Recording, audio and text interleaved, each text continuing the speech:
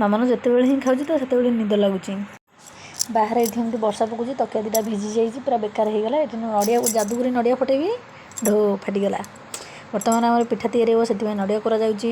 ନଡ଼ିଆ କରାଇଲା ବେଳେ ମୁଁ ମାମନକୁ ପାଖରେ ବସି ନଡ଼ିଆ କରାଉଥିଲି। ତାକୁ ଯେତେ ଥର ମୁଁ ତାକୁ ଟିକେ ଦୂରରେ ବସେଇକି ସେ ନଡ଼ିଆ କରାଇବି, ସେ ସେତେ ଥର ଗୁରୁଣ୍ଡି ଗୁରୁଣ୍ଡି ପୁଣି ପଳେଇ ଆସିବ। ପୁଣି ତାକୁ ନେଇ ସେଠି ବସାଇବି, ସେ ପୁଣି ଆସିବ। ପୁଣି ତାକୁ ନେଇ ବସାଇବି, ସେ ପୁଣି ଆସିବ। ତା ଯେତେ ଥର ଆସୁଛି ମୁଁ ସେତେ ଥର ବସାଉଛି। ବହୁତ କଷ୍ଟମଷ୍ଟେ ମୁଁ ନଡ଼ିଆଟାକୁ କରାଇ ଦେଇଛି ଫାଇନାଲି। ମାମନଟା ଖାଲି ଚଗଲା ହେଉଛି, ଜମା ବି କରାଇ ଦେଉନି। ତାକୁ ଯେତେ ଥର ନେଇ ଦୂରରେ ବସାଇ ଦେଉଛି, ସେ ପୁଣି ସେତେ ଥର ପଳେଇ ଆସୁଛି। ଏମିତି ବହୁତ କଷ୍ଟମଷ୍ଟେ ନଡ଼ିଆଟା କରାଇ ଦେଇଛି। ଭିଡ଼ିଓ ଦେଖି ମୋ ପାଖରେ ମୋ ବୋଉ ବସିଛି, ଭିଡ଼ିଓ ଦେଖି ଖାଲି ହେଁ ହେଁ ହେଇକି ହସୁଛି। ଚଗଲି ମାମନ ଖାଲି ଚଗଲା ହେଉଛି। ଚୁଲି ଲଗି ବର୍ତ୍ତମାନ ଆମେ କଡ଼େଇ ବସି ସେଥିରେ ପାଣି, ଭାଉଜ କ'ଣ ପାଇଁ ଡାକୁଛନ୍ତି, ସେଥିପାଇଁ ମୁଁ ଦୌଡ଼ି ଆସିଲି। ଇରେ ବାବାରେ, ଏଠି ଧନ ଛତା ମାରିକି ବସି ପଡ଼ିଛନ୍ତି ଆଉ ଛିନା ମାମା।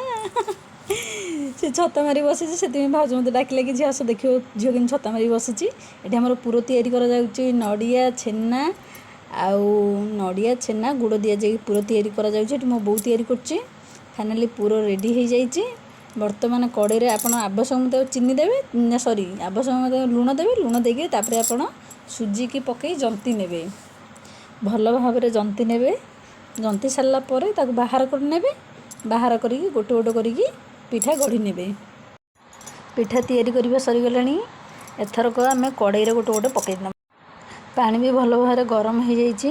ବର୍ତ୍ତମାନ ଗୋଟେ ଗୋଟେ କରି ପିଠା ପକାଇ ନେବା। ପିଠା ହେଇ ଆସିଲାଣି, ତାକୁ ବର୍ତ୍ତମାନ ଗୋଟେ ଗୋଟେ କରି ବାହାର କରିଦେବା।